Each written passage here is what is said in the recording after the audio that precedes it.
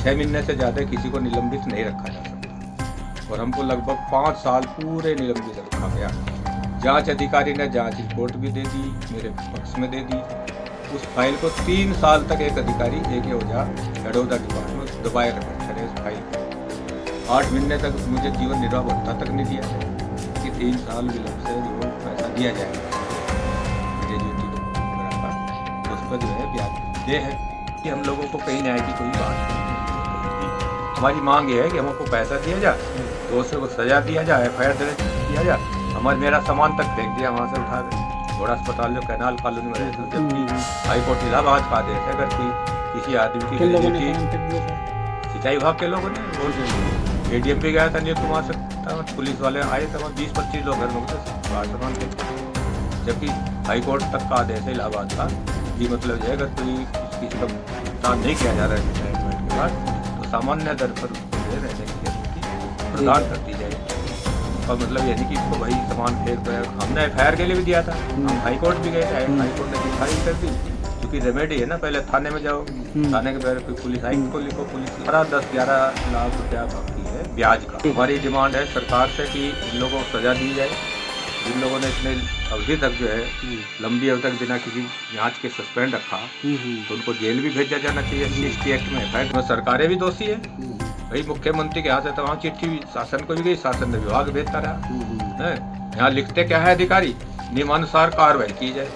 मैं high court भी गया, हाई कोर्ट में मैंने मुकदमा जब किया, मैं तो ऐसा भाई मुझे सस्पेंड रखा ही नहीं जा सकता, किया जा सकता है। तो उस दिन बम ब्लास्ट हो गए जिस दिन केसी पड़ती है हाई कोर्ट में, तीसरे दिन लखनऊ में, फैजाबाद, इलाहाबाद, कहाँ तो वो तारीख टल गई। तो जब तारीख टल जाती है हाई कोर्ट में या तो आदेश हो जाता है अगर तारीख टल जाती है।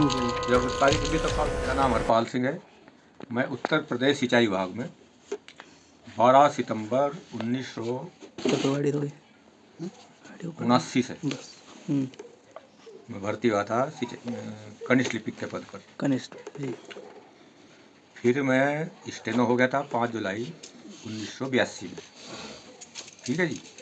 और 1992 में लखनऊ मुख्यालय पर आ गया था, मैं प्रमोशन पाया था हेड ऑफिस में, और तब से मैं विभाग में अच्छा काम किया, उत्कृष्ट काम किया। जितने भी अधिकारी रहे उन्होंने मेरे प्रमोशन की भी संस्तुति समय समय पर की, मेरा समय समय प्रमोशन भी, मैंने कोई गड़बड़ की भी कोई विभाग में नहीं की।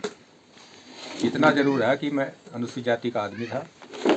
एक संगठन भी हम लोग चलाते हैं, all India SC/ST employees welfare association, जिसमें हमने सब छानबीन की कितना कहाँ भाई आरक्षण है, कितना जो है रोस्टर पंजी का नहीं, कहीं भी भर्ती रजिस्टर कहीं नहीं, गलत पद भी भरे गए, कई एग्जाम भी हमने कैंसिल कराए। चपरासी की भर्ती होती वो हमने कैंसिल कराया, सुल्काश के पद जनरल से भरे जा रहे थे। नलकूप मिस्त्री से JEE मैकेनिकल प्रमोशन का पद है, वो एग्ज़ाम हमने कैंसिल कराया। 26 वैकेंसी निकली ड्राफ्टमैन की सिंचाई विभाग में, हमने 138 की भर्ती कराई कि भाई इतना कोटा कम है, इसे भरो एक बार ही। हमने 200 लोगों का प्रमोशन भी कराया बैक डेट से, 1/9/83 से कराया था प्रमोशन 2005 में। करीब 200 लोगों का प्रमोशन हमने 22 साल पिछली तारीख से कराया। तो चूँकि हम अनुसूचित जाति जनजाति के मामलों को उठा रहे थे, फर्जी सर्टिफिकेट पर हमने बहुत कार्रवाई करी, बहुत लोगों के खिलाफ, तमाम लोगों की, कुछ लोगों की नौकरी भी खत्म हुई, कुछ लोग जेल भी गए। तो इससे चिढ़ के जितने भी जो अपर कास्ट के लोग थे उन्होंने ये कहा कि हम इसको नौकरी नहीं करने देंगे। हमको 30 मार्च 2007 में निलंबित किया गया। अच्छा, वही सिंचाई विभाग से? सिंचाई विभाग घड़ा पर PA ग्रेड 1 में मैं था। समय समय प्रमोशन में कोई विभाग में कोई गड़बड़ करना कोई मतलब ही नहीं, हमारे पास कोई बजट नहीं होता स्टेनो PA के पास।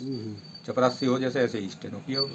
अधिकारी ने डिक्टेशन दी, हमने टाइप करके उसको पकड़ाई, 10 खत चिट्ठी चली गई। इतना हम लोगों का काम होता है, हमारे पास कोई हमने कोई बजट तो होता ही नहीं है। उसके बाद 30 मार्च 2007 में फर्जी मुकदमा का आधार बना कर निलंबित किया गया हमको 2011 का। उसके तहत हमने 15 दिन का उसमें टाइम था, सिंचाई विभाग में एप्लीकेशन दिया कि हमारा 15 दिन में भुगतान किया जाए और हमको भैया जो भी सब दिया जाए। तो उसकी जब फर्स्ट अपील हमने की, उस टाइम निखत समीम थी ज्वाइंट सेक्रेटरी, हम उनके पास गए, अपनी फर्स्ट अपील ले गए, बापूगंज में बैठी थी। तो मैं कहा भाई ये हमारी भैया मैडम जी हमारी फर्स्ट अपील है। अच्छा देखेंगे भाई किसको भेजना। मैं कहा भेजना कहीं नहीं है, ये RTI एक्ट की एप्लीकेशन नहीं है, ये एप्लीकेशन है जनहित अधिनियम गारंटी के तहत है 2011 के तहत। और इसमें मैंने कहा 5,000 आपके ऊपर भी जुर्माना है। 5,000 रुपया तो उस पर परमगंता पे था और 5,000 इन पर भी थे। मगर मैं अच्छा भाई जुर्माना लगवा दो। फिर मैं जुर्माना लगवाने को नहीं कह रहा हूँ, मैं ये कह रहा हूँ कि 7 दिन का टाइम है, टाइम भी ज़्यादा ले लो, विभाग के लोगों को बुलवा के इसका डिसीजन कर दो। उन्होंने विभाग के लोगों को बोला, डिसीजन कर दिया, 5 साल की तनख्वाह मिलेगी मुझको जो है। ठीक। हाई कोर्ट ने आज तक कुछ नहीं कहा, मुकदमा पड़ा हाई कोर्ट में आज भी, कहीं कोई सुनवाई नहीं है, तो कहीं कोई सुनवाई नहीं है। हम लोग जो है इतने पीड़ित हैं, कोई नहीं सुनता। हमारी कितनी FIR आज तक दर्ज नहीं हो रही है, 2016 की नहीं हो रही है, अभी 2-3 साल हो गए, इधर हो गए। सहारनपुर का एक मैटर है, 197 लोगों को SC/ST एक्ट में जब FIR दर्ज नहीं, न्यायालय जाना पड़ा 156-3 में, तब उनकी FIR दर्ज है। एक छोटा सा उदाहरण बता रहा हूँ सहारनपुर का। जो पुलिस अधिकारी FIR दर्ज नहीं करते, इसमें 6 महीने से लेकर 1 साल की सजा का प्रावधान है इनकी, उसमें जो है। तो ऐसे पुलिस अधिकारियों को जेल जाना चाहिए, जेल भेजा जाना चाहिए, उनकी FIR दर्ज होनी चाहिए, उनकी नौकरी खत्म की जानी चाहिए। जो पुलिस अधिकारी FIR दर्ज नहीं कर रहे हैं, क्योंकि 2018 में अमेंडमेंट हो गया एक्ट में कि भाई सेम डे FIR होगी, इसमें पहले जांच बेचना नहीं होनी, जांच नहीं होनी, बेचना होती है, मतलब FIR दर्ज के बाद उसको कहते हैं बेचना।